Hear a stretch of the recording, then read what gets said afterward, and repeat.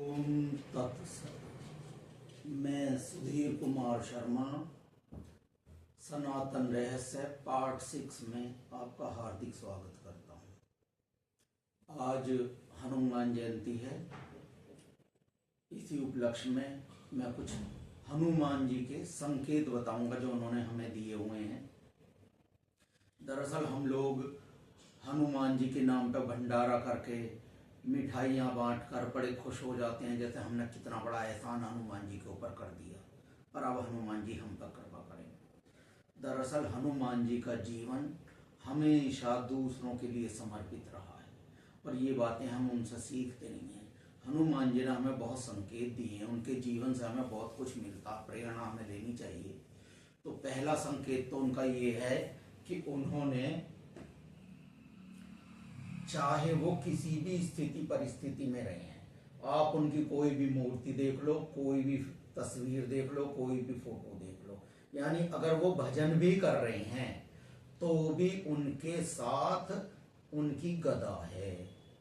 तो सबसे पहला संकेत वो हमें यही देना चाहते हैं, अरे सनातनियों, स्थिति कोई भी हो, परिस्थिति कोई भी हो, लेकिन हमेशा हथियार अपने साथ रखो, कमजोर मत बनो, हथियार चलाओ, अपने पास रखो हमेशा हथियार।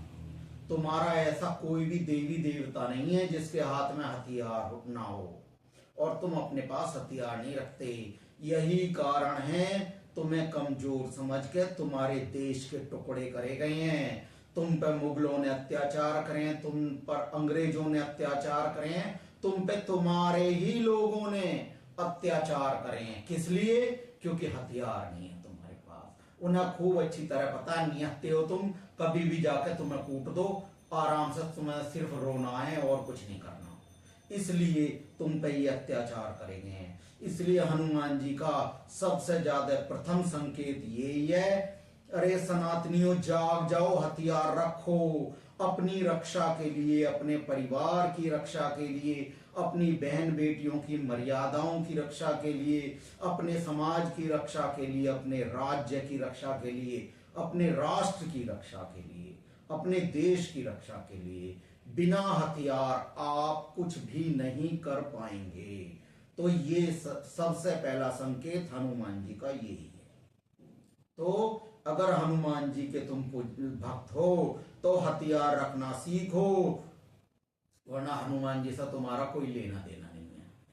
दूसरा, हनुमान जी आजीवन ब्रह्मचारी रहे हैं, अखंड ब्रह्मचर्य का व्रत का उन्होंने पालन किया है।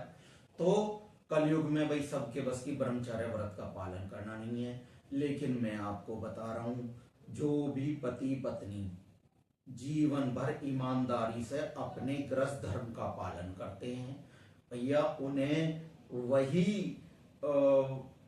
फल मिलता है जो एक अखंड ब्रह्मचारी को मिलता है। इसलिए दोनों पति पत्नी ईमानदारी से अपने गृहस्थ धर्म का पालन करें।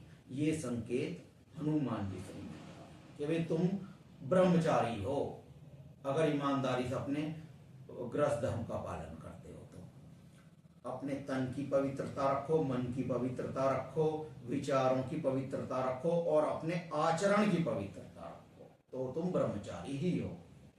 अच्छा, उसके बाद उनके पिता केसरी जी वानरों के राजा थे।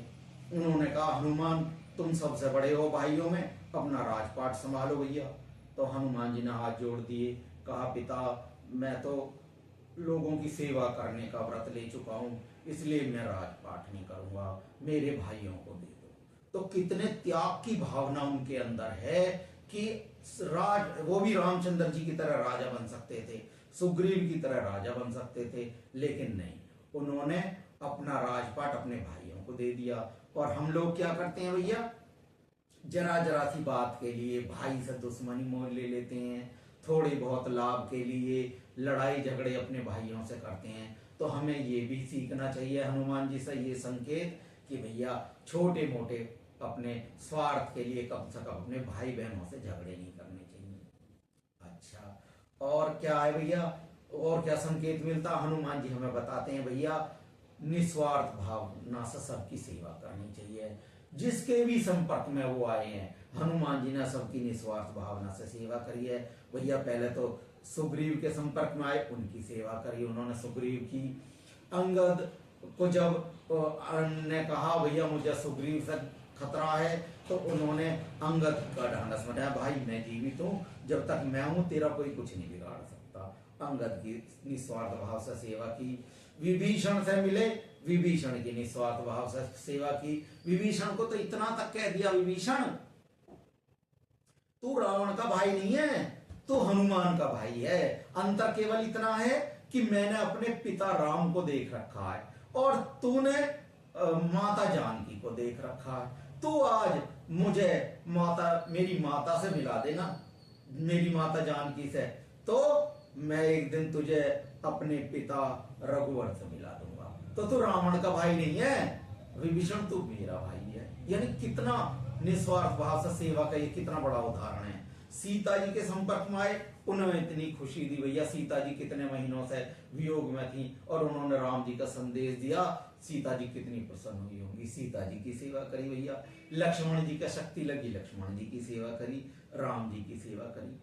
अच्छा, एक और वो संदेश हमें देते हैं, जब लक्ष्मण जी की शक्ति लगी तो भैया राम जी भी वहीं थे, हनुमान जी भी वहीं थे, लेकिन उनका आचरण हमें बताता है, उन्होंने कोई टोना टोटका नहीं किया, कोई जादू मंत्र नहीं किया, कोई चमत्कार नहीं किया। सीधे सलाह ली विभीषण जी क्या करा जाए। विभीषण जी ने कहा भैया सुसेन वैद्य है, बहुत योग्य डॉक्टर है, उसे उठा के ले आओ। उसे लेके आए भैया। सुसेन वैद्य ने बताया भैया संजीवनी बूटी लेके आओ, जब भी ठीक होंगे। संजीवनी बूटी लेके आए। जब लक्ष्मण जी उठे, और हम लोग क्या करते हैं भैया, तो हनुमान जी ने क्या संकेत दिया, भैया अगर तुम बीमार हो तो किसी टोने टोटके के चक्कर में मत पड़ो, किसी जादू मंत्र के चक्कर में मत पड़ो, किसी चमत्कार के चक्कर में मत पड़ो, किसी का नाम लेने से तुम ठीक नहीं होगे। अगर तुम बीमार हो दवाई लो।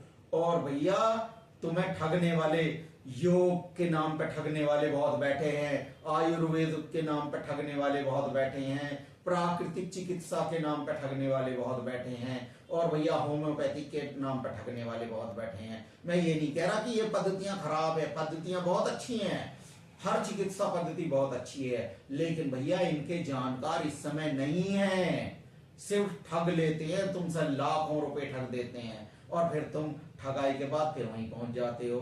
तो भैया जब भी बीमार हो, कोई परेशानी स्वास्थ्य संबंधी हो, योग्य डॉक्टर को ढूंढो और अच्छा इलाज कराओ। ये हनुमान जी का संकेत है, वरना वो भी बैठ जाते, कहते रामचंद्र जी तुम्हें भी तेरे मंत्र आते हैं, मुझे भी बड़े मंत्र आते हैं, अब मंत्र पढ़ो भैया, लक्ष्मण जी को ठीक कर दो। ना सुसेन वैद्य की जरूरत, ना संजीवन बूटी की जरूरत। लेकिन नहीं, ये संकेत उन्होंने हमें दिया है कि नहीं भाई, जादू मंत्र के चक्कर में मत पड़ना, टोटके के चक्कर में मत पड़ना, चमत्कारों के चक्कर में मत पड़ना, सीधे योग्य डॉक्टर के पास जाओ और भैया अपने स्वास्थ्य रक्षा करो।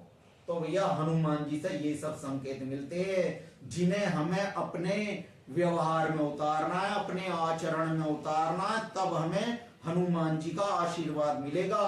हनुमान जी कोई मनुष्य नहीं है कि तुम्हारी भंडारे की कचौरी खाकर या मिठाई खाकर खुश हो जाएंगे। हनुमान जी एक दिव्य चेतना शक्ति है, ठीक है। तो उनके इन संकेतों को समझो, अपने जीवन में उतारो और उनकी इन्हें उनका आदेश समझो, ये उनकी आज्ञा है, इन आज्ञा का पालन करो, तो हनुमान जी तुम पर कृपा करेंगे, ठीक है। तो भैया शुद्ध बनो, पवित्र बनो, शाकाहारी बनो, सनातन से जुड़ो, सनातन से जुड़ोगे, सनातन तुम्हें मजबूत कर देगा। अगर धर्म और आध्यात्म से संबंधित कोई भी आपका प्रश्न हो तो मुझे जरूर आदेश करें।